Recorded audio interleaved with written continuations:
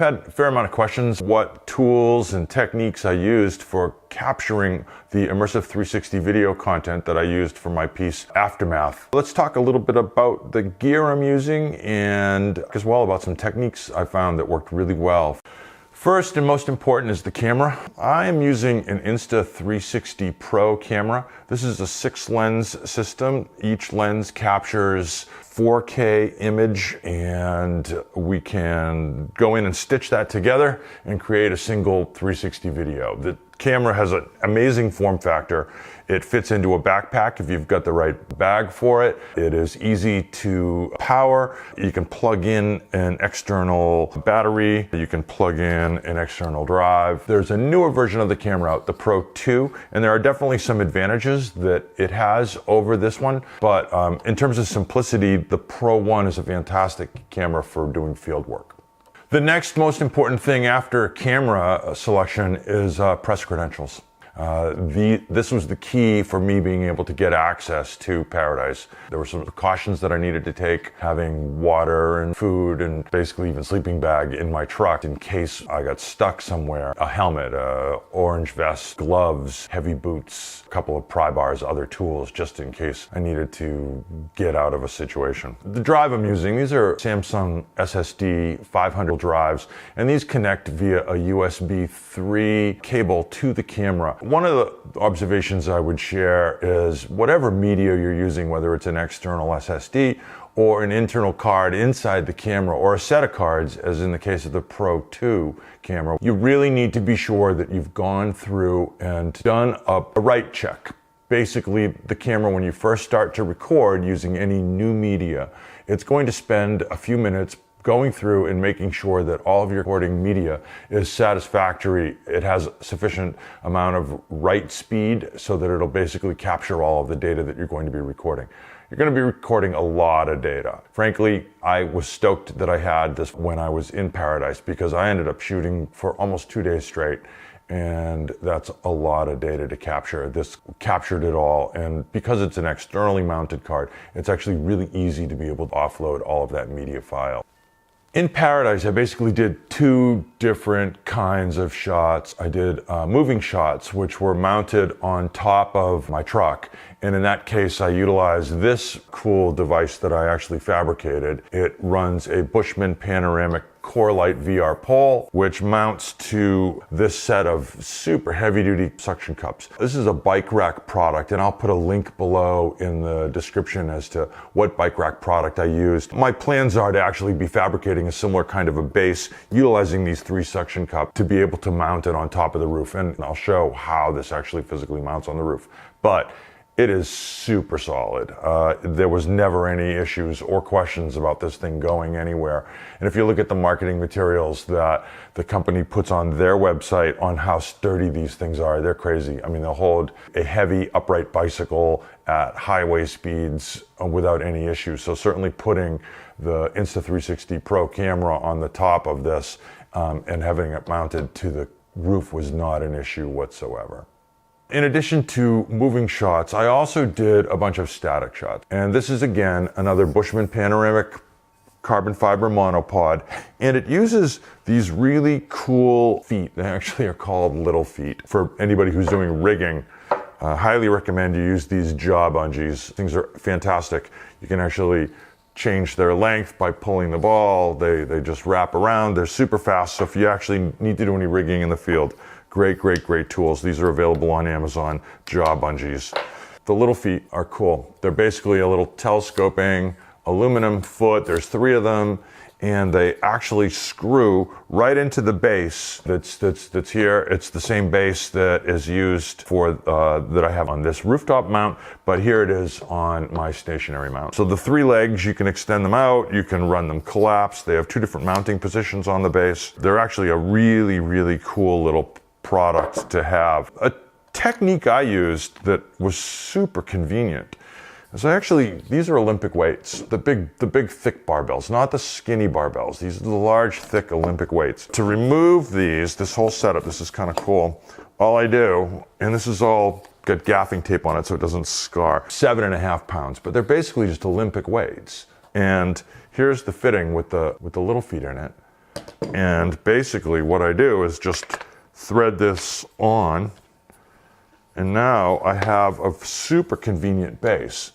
And with the camera mounted on top of this thing, you can just move this anywhere. So in the field, I basically would look for a position, look for a shot I wanted to capture, and just put this thing down on the ground. And then was able to like immediately have the thing be super sturdy. This amount of weight at the base prevents it from tipping over. It's rock solid. That was fantastic. Great, great, great technique to be able to just be sturdy in the field. I want to do a little comparison between the Insta360 Pro 1 camera and the Pro 2 camera, the newer version. I do not own one of the Pro 2s. I've used them. They're a fantastic camera, and there are definitely some advantages using the Pro 2 over the Pro 1. But it's interesting because there are some ways that the Pro 1 is actually more advantageous. So let's talk a little bit about that. First off, the connection point to be able to drive the camera remotely requires a device to be able to drive it. So I use an old iPhone. I have an iPhone 6 that is set up so that it basically allows me to step away from the camera, hide myself somewhere in the field, tuck behind a tree or behind a truck or behind a chimney, etc. Anywhere that I can still get a signal to the camera to be able to start and stop recording.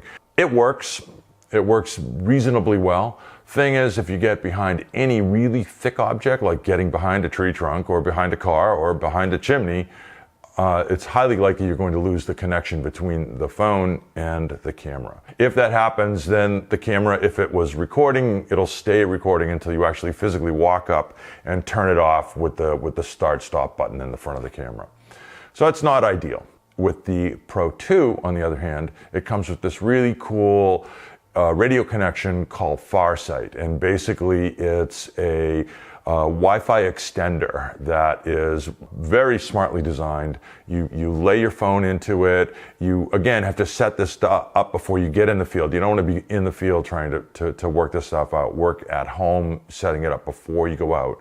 But what Farsight allows you to do is to get quite far from the camera and still have complete total control over it. And by control, in both cases, whether it's on the mobile phone directly to the camera or through the Farsight directly to the camera, the level of control that you have is fantastic. You can go through and choose complete auto modes, you can choose manual modes, you can set exposure based on adaptive exposure for all 6 lenses. You can go through and change your white balance, your ISO, your shutter speeds. It's a very powerful tool, and it allows you to be able to interactively immediately see the video that you're capturing. So you're going to be able to get timing down and cueing down and really get a sense as to what you're recording. So they're a great tool, but the Farsight that's in the Pro 2 will give you much greater distances than the standard Wi-Fi connection from the camera into a phone that's in the Pro. That's one of the basic connection points, a total advantage to the Pro 2. The differences between the Pro 1 and the Pro 2 in terms of the media it uses are pretty significant. The Pro 2 is capturing more information, a higher bit rate of data flowing through into the cards. So it has 6 individual cards, one for each camera, that are in the base of the unit. Those are all micro SD cards. And then it has a 7th card that is inside the battery component here, where you would be needing to be able to capture data as well. So there's a lot more throughput of data going through in the Pro 2 than in the Pro 1, so it requires more media to be able to record to. Now, in the Pro 1, on the other hand, there's a USB port right here, and to plug in external media like this 500 gigabyte SSD card, I simply would just like place it in and then could actually balance it on the shelf here with a bungee or a jaw bungee, and basically have my external media right there as I'm recording. And then if I need to be able to immediately take it out and load it into a laptop, I simply just unplug the USB cord, plug it into my laptop, and I'm ready to be able to download media. With the Pro 2, you need to be able to have a 6 micro SD reader. They aren't very common. Insta360 sells a great one that works really well, but you do need that. And then it can be finicky in the field to remove 6 micro SD cards.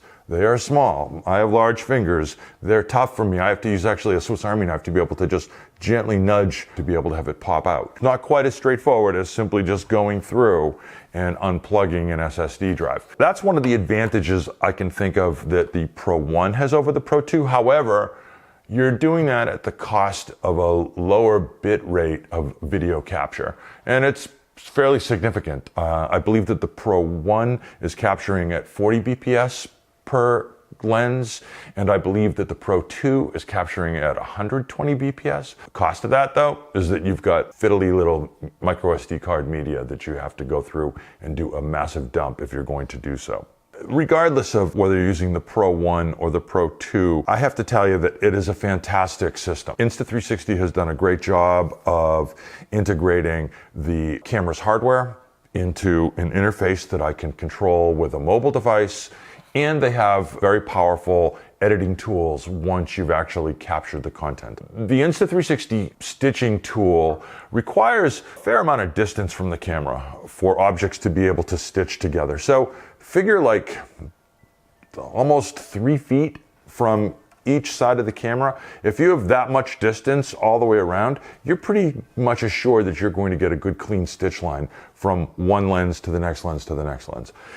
If you're tighter than that, if things are in closer, you're going to see some stitching problems, especially if you have a moving camera. If you're doing a dolly shot, like a vehicle mounted shot, it's not so bad because the camera is going to be high up. You're not going to be anywhere near the vehicle or driving near anything. So it gets it out of that stitch zone. However, if you're placing this even stationary, very, very close to objects, just be aware that you want to give it a buffer zone of about 3 feet on both sides of the camera. So about 6 foot spread, right there, there we go. Around a 6 foot spread would pretty much guarantee that you're going to have good stitches. If you are needing to do tighter shots where you have a camera moving, such as like on my robotic Godingo platform, and you might drive past an object that's only 2 feet away, I highly recommend using an external tool, my favorite being Mystica VR.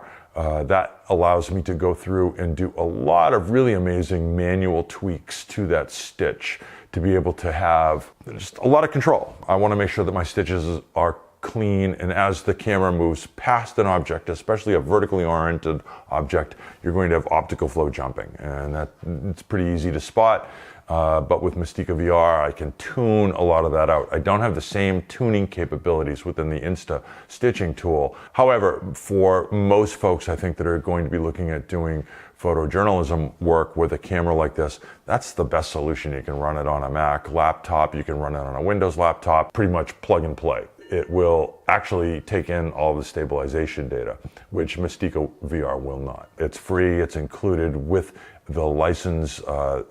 Every camera has a serial number. Here it is, it's on the box. Right here, the shipping case that the camera comes in right up top. And it is a great, great tool to be able to use. The camera uses this little proprietary battery. It slides right in, and you close that up and you're good to go. I don't have a good rule of thumb as to how long those batteries last, but they do not last all day. To solve that, what I've done is built a cable which feeds into the DC 12 volt 5 amp plug. And the cable is a 5.5 millimeter with a 2.5 interior. The interior is positive, the exterior is a ground. And I wire that to a plug, which allows me to be able to use any basically LiPo for a variety of different remote control products, including, for example, my Dingo, which uses, it's a 3S LiPo battery, which puts out a clean 12 volt signal, which can then power this camera. If I run a big 4000 milliamp or higher battery into this, I have an enormous amount of time that I can run the camera. Tell you what, let me go get, I'll be right back. Hey, back, that didn't take too long. So here's an example of a 3S LiPo battery with an XT60 plug. It's a standard RC battery plug. And this is the cable that I made to be able to power the camera remotely. So It has this is the 5.5 millimeter exterior ground with the 2.5 millimeter interior positive. Other end of the cable plugs right into the battery. And what I would end up doing in the field is I would use the jaw bungees basically to fasten the battery like so, right like that. And then would just gaff the wire up the side and then plug this into the camera. And then once that's in, see, look at it's actually the red light, the tally light is coming on here. So once that's in, then you don't even need to have an internal battery. If you have it, that's great. This system will charge that internal battery, but this gives you huge amount of flexibility. These batteries are inexpensive. You can actually gang them together as long as you're doing them parallel, not in serial. That way you stay at 12 volts coming out of this, the correct power for going into the camera. But these batteries are super convenient.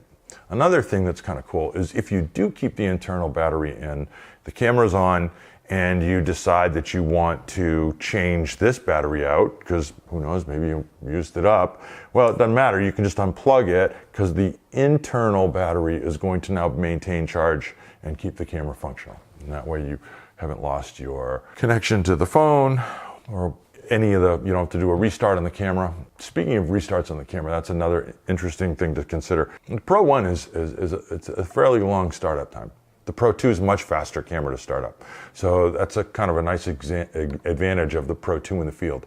Practice this at home because it can surprise you as to how long it takes to do the startup on that. And you want to be ready. What I found that I did, because I had all of this battery power, is between shots, between locations, what I would end up doing is I would keep the camera mounted onto my monopod at the top here, and I would basically just put the lens cap over the camera and lay this gently into the back of my truck. I set up some foam around it so I could lay it down. And that way the camera was on, ready to go. So if I instantly needed to be able to deploy, set the camera up and start recording, I could.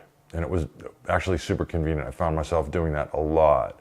Something else that helps, because you're using an iPhone or a mobile phone, an Android, an iOS device to be able to control the camera, you're gonna need to be sure that everything is fully charged. Charge your phone before you're heading out into the field, but what actually is a really smart idea is to use an external battery backup plugged in right to the phone. That will allow you to be sure that you don't lose your control on the camera. It's funny how cameras have evolved where everything now is controlled with a mobile device, or it certainly is one of the more convenient ways to control a camera. And no exception here. If you lose that phone, you're basically going to be dead in the water. A lot of my focus on cameras has been talking about the Pro 1 and Pro 2 camera from Insta360. And that's a fantastic solution. You're going to get 8K resolution out of either of those two cameras. You're going to get incredible level of video quality. Every shot that was in Aftermath was shot on an Insta360 Pro and was captured and mastered in 8K resolution monoscopic. However, not everyone has the ability to be able to edit that level of video. That's a lot of video.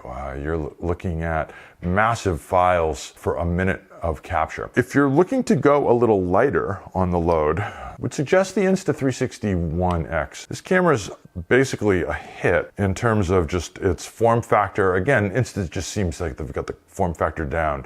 It's super tiny. It's the size of a candy bar. It is a fantastic little camera that you can just plop down and start recording with. There's fantastic selfie sticks that come with this. It is a great tool for run and gun 360 capture. It's 5.7K. And while that'll capture a decent looking video for YouTube or Facebook, hi Gomez. So I tell you what, I'll be right back. I'm gonna put Gomez out. What can I say? Gomez loves camera gear. So the Insta360 One X, it is a fantastic run and gun 360 camera. In Aftermath, I was under a lot of pressure. The conditions were bad. It was toxic waste everywhere. There's asbestos, there's solvents, there was wood debris, smoldering embers. It was a challenging time to be able to shoot. The Insta360 Pro 1 performed flawlessly for me. Whether you go with the Pro 1 or Pro 2 for your documentary work, it's really comes down to the kind of choices that you want to make. Do some more research. If you're looking at buying one of those cameras, there's a link down below in the description directly to that Insta360 store. You'd be helping me out a lot if you would actually go through and do a buy through that. I would appreciate that. Thank you. There'll be a link to buy this camera. Here we go. There'll be a link to buy this camera as well. I'm gonna go in and do some follow-up videos that talk a little bit more about mounting of this device, of this suction cup device, showing some actual physical deployments, how I set this unit up, how I would just quickly put it into the field and just start recording. But I think this gives you a good overview as to what my experience tells me is useful for doing documentary work. Capturing 360 immersive video under pressure in the field using relatively off-the-shelf camera gear that frankly works great. Thanks, and look forward to seeing you in our next video.